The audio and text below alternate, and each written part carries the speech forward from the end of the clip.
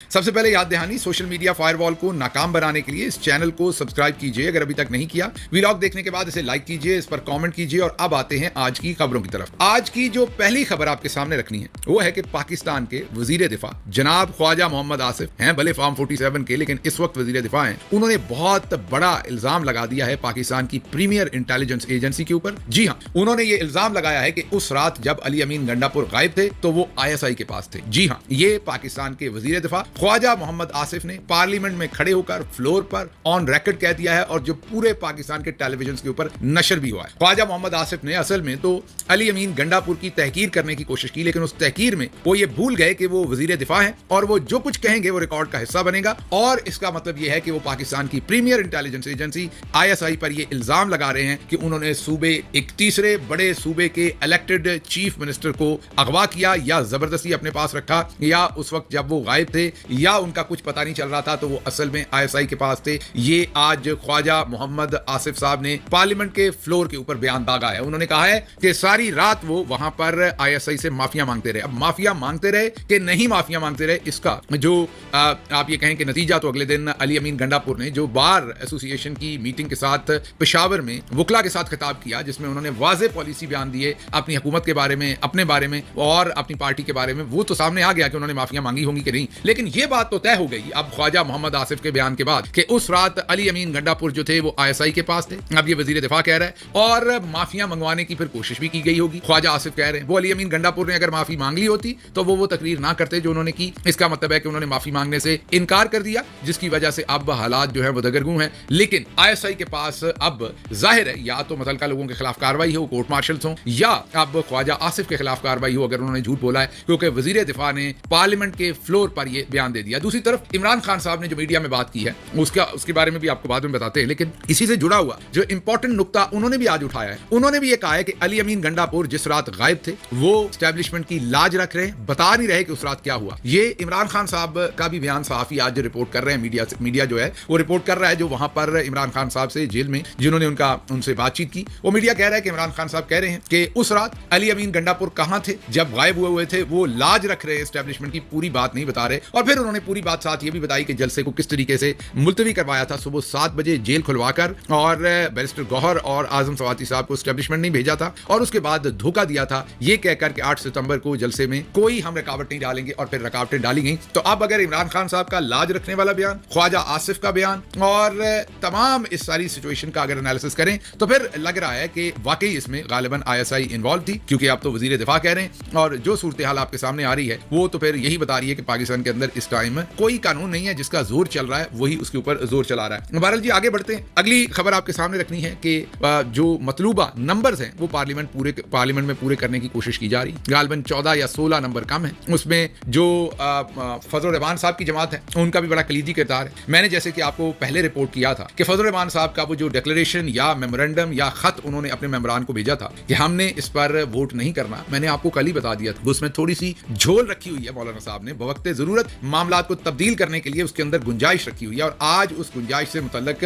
ان کا بیان آیا ہے. کل کا ان کا بیان تو بہت ہی حوصلہ افزا تھا، خوش آئند تھا کہ وہ کسی بھی ایکسٹینشن کے حق میں نہیں ہے، بھلے وہ چیف جسٹس کی ہو، بھلے چیف آف آرمی اسٹاف کی ہو. انہوں نے کہا کل کو تو پارلیمنٹ بھی ایکسٹینشن مانگ لے گی. لیکن آج ان کی جو اسٹیٹمنٹس آئی ہیں وہ اس طرف کو جا رہی ہیں جس کا اشارہ میں نے کل ہی اس میمورنڈم کو یا اس خط کو پڑھ کے آپ کو بتا دیا. وہ جو اس کے اندر جھول تھی وہ یہی تھی کہ ابھی ہم اس پر سوچ رہے ہیں، ابھی کچھ حتمی فیصلہ نہیں ہوا، جب ہوا تو آپ کو بتا دیں گے. تو آج وہ حتمی فیصلے کی طرف کچھ معاملات چلتے ہوئے کم از کم ہمیں تجزیے کی حد تک نظر آ رہے ہیں. اور وہ کیا ہے کہ آج مولانا فضل الرحمان صاحب نے یہ بیان دیا ہے کہ ہم ہر ترمیم کو دیکھ کر جائزہ لیں گے. اگر ججز جو ہیں وہ ضروری نہیں کہ کسی کو ایکسٹینشن دی جائے، بلکہ یہ بھی تو ہو سکتا ہے کہ ضروری نہیں کہ سینئر جج کو ہی چیف جسٹس بنایا جائے. ہم ایسی ترمیم بھی کر سکتے ہیں جس میں جونیئر جج کو بھی بنایا جا سکتا ہے، اور ہائی کورٹس کے اندر اور جج لگائے جا سکتے ہیں، ٹرانسفر کی جا سکتی ہیں. یہاں سے یہ لگ رہا ہے کہ وہ جو ہم آپ کو بتا رہے تھے قاضی صاحب کو تو جنرل عاصم منیر صاحب نہیں رکھنا چاہ رہے. ہاں یہ ضرور ہے کہ قاضی صاحب اور نواز شریف بھرپور کوشش کر رہے ہیں کہ کسی نہ کسی طریقے سے قاضی صاحب کو ریٹین کریں. دوسری طرف جنرل عاصم منیر ان کو فارغ کرنا چاہتے ہیں. اور اب فضل الرحمان صاحب نے جو نیا پینترا پھینکا ہے اس کے حساب سے وہ یہ کہتے ہیں کہ ایکسٹینشن نہیں ہوگی، لیکن کسی بھی سینئر ترین جج کو ہی ضروری چیف جسٹس نہیں بننا، کسی اور کو بھی بنا سکتے ہیں، اور اس ترمیم میں ہم ووٹ دے سکتے ہیں. اس کا اندیا مولانا فضل الرحمان نے دے دیا ہے. اب اگر یہ ہوتا ہے تو اس کا مطلب کیا ہے؟ اس کا مطلب یہ ہے کہ شاید یہاں پر جسٹس امین الدین خان صاحب کو جو چیف جسٹس آف پاکستان بنوانا چاہتے ہیں، شاید ویسے تیسرے چوتھے یا 5वें नंबर पर हैं, उनको वो चीफ जस्टिस बनवाना चाहते हैं। और वो ये तभी होगा अगर आइन में तरमीम की जाए और आइन को अमेंड किया जाए और ये कहा जाए कि सीनियर मोस्ट जज की जगह पर कोई और भी जज हो सकता है। और इसके लिए फजल रहमान साहब ने आमादगी का इजहार कर दिया है आज के उनके बयान में, जो मैं पहले दिन से कह रहा हूं कि बार्गेन होगी कितनी अच्छी होती है। और हम तवक्को तो यही करेंगे कि फजल रहमान साहब बार्गेन ना करें। मेरी नेक ख्वाहिशात भी यही है, मेरी दुआ भी यही है, और हम सताइश भी करेंगे अगर वो ऐसा नहीं करेंगे तो। लेकिन जो मेरा तज्जिया है, जो मेरी आंख देख रही है, वो ये देख रही है कि वो वोट देंगे और उनसे बात हो चुकी होगी। काजी साहब की एक्सटेंशन पर वो वोट नहीं देंगे, बल्कि जस्टिस मंसूर अली शाह साहब के चीफ जस्टिस ना बनने पर असल में वो वोट देंगे। यही जनरल आसिम मुनीर चाहते हैं, यही फजल रहमान साहब चाहेंगे और यही ये करने की कोशिश करने जा रहे हैं। बहरहाल आज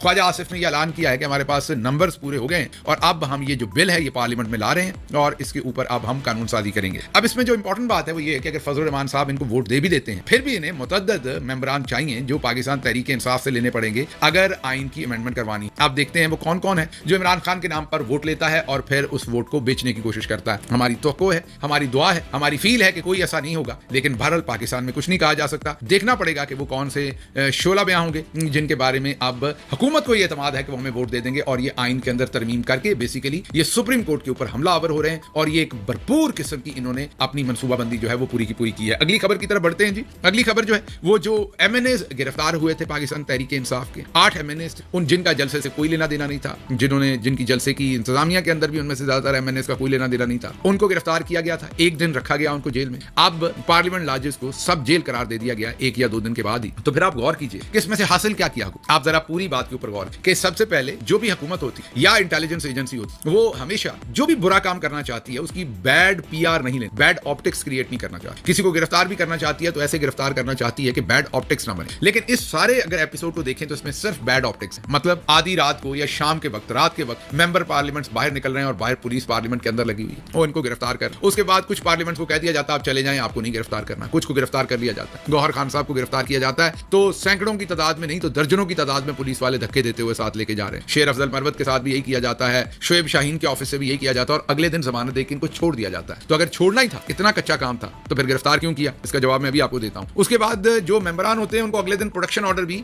स्पीकर साहब जारी कर देते हैं। अब अगर इसके अंदर हुकूमत शामिल हो या पीछे से एस्टैब्लिशमेंट शामिल हो तो ये प्रोटेक्शन ऑर्डर अगले दिन जारी नहीं होंगे। 8 दिन का रिमांड लिया जाता है। जस्टिस आमिर फारूक उसे पहले मुअत्तल करते हैं और आज उसे कैंसिल भी कर देते हैं। जी हाँ, आज इस्लामाबाद हाई कोर्ट में वो रिमांड जो है वो कैंसिल भी हो गया, उसकी खबर भी आपको देते हैं। और ऑन टॉप ऑफ दैट उनको प्रोटेक्शन ऑर्डर देकर पार्लियामेंट लाया जाता है जहां से जाहिर उनकी मीडिया कवरेज होगी। वो तकारीर करते हैं, उनके साथ कैसे किसने गिरफ्तार किया वो सारी तफसील बताते हैं और वो जाहिर है सोशल मीडिया पर हर जगह पर वो जाती है और फिर उन लोगों को आखिरकार सब जेल पार्लियामेंट लॉजेस को बनाकर वहां शिफ्ट कर दिया जाता है। अब इस सारे प्रोसेस के अंदर अपने दिमाग की खिड़की खोलिए और गौर करने की कोशिश कीजिए कि इसमें से तहरीक इंसाफ को क्या नुकसान हुआ और हुकूमत को क्या हुआ या एस्टैब्लिशमेंट को क्या हुआ। तो सामने नजर आते हुए आपको पता चल रहा होगा कि ना तो हमारे मेंबरान को ज्यादा दिन, जो कि अच्छी बात है, बुरी बात नहीं है, जेल में रखा गया, ना कोई ऐसा जुल्म किया गया, ना कोई ऐसी लंबे चौड़े मुकदमे बनाए गए। 2-3 लोगों को तो अगले दिन सुबह ही छोड़ दिया गया और बाकी लोगों का रिमांड कैंसिल हो गया, उनकी भी 1 आध दिन में जमानत हो जाएगी। इस टाइम वो पार्लियामेंट लॉजेस में, जहां वो पहले थे वहीं पर है। तो फिर ये इतना गंद क्यों मचाया गया, ये आप अपने आप से सवाल। ये डाइवर्जन टेक्निक, हुकूमत को, एस्टैब्लिशमेंट को डाइवर्जन चाहिए और डाइवर्जन किस काम के लिए चाहिए थी? मुझे लग रहा है कि वो काम जो उन्होंने किया जिसके ऊपर बातचीत नहीं हुई, वो जिस तरीके से बलोच साहब जो हमारे एमएनए तांदलेवाला से, उनकी खाला, उनकी बीवी, उनकी बेटी, जवान बेटी को अगवा किया, एक घर में रखा और जब वो हाजिर हुए उनको नामालूम मकाम पर शिफ्ट किया। इसी तरीके से और एमएनएस के ऊपर काम हो रहा होगा, उनसे वोट लेने के लिए उन्हें ब्लैकमेल किया जा रहा होगा और कोई और वारदात भी डालनी होगी एस्टैब्लिशमेंट ने और हुकूमत ने, जिससे तवज्जो हटाने के लिए